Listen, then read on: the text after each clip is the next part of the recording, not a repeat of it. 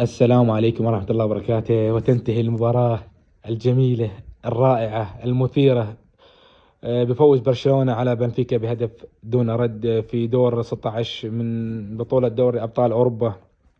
والله هذا الهدف سجله رافينيا وزنه ذهب، من أثمن الأهداف اللي سجلها برشلونة هذا الموسم.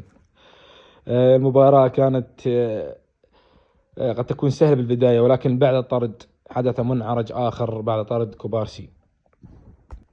بعد الطرد حدث منعرج لفريق برشلونة، وهو انه المدرب نازل بفكر وتشكيله انه ينهي المباراة باهداف اكثر على مود يدخل مباراة الاياب براحة، ولكن الطرد اثر على المنظومة واثر على الفريق، وبالتالي اخرج مهاجم اولمو واشرك اراوخو بديلا له، واللعب على المرتده بدل ما كان يلعب باريحيه ولا يعتمد على الهجمه المرتده، ولكن هذا الطرد اجبره على الرجوع للخلف والاعتماد على الهجمه المرتده، وفعلا اتت ثمارها والتسجيل رافينيا الهدف.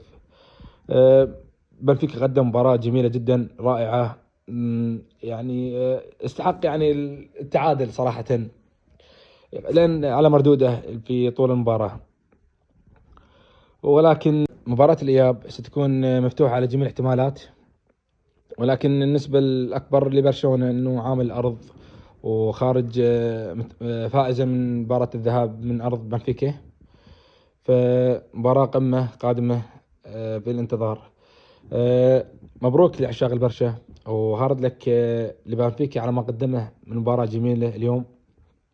فبرشلونة قدم مباراة متوازنة بعد الطرد، وبتبديلاته المدرب فليك كانت جيدة نوعا ما، وأهم من هذا كله أنه زرع الشخصية والقوة الذهنية للاعبين. برشلونة سابقا كان إذا انطرد لاعب أو يسجلون عليه هدف ينهار الفريق، لكن بعد مجيء فليك في هذا الموسم برشلونة تغير إلى الأفضل، يكون أفضل ذهنيا، أقوى شخصية، ما ينهار بسرعة. والحمد لله انه فليك رجع هذه الشخصية لبرشلونة اللي غابت من 2019 تقريبا. فالحمد لله على هذا الفوز اليوم، خرجنا بصعوبة والله،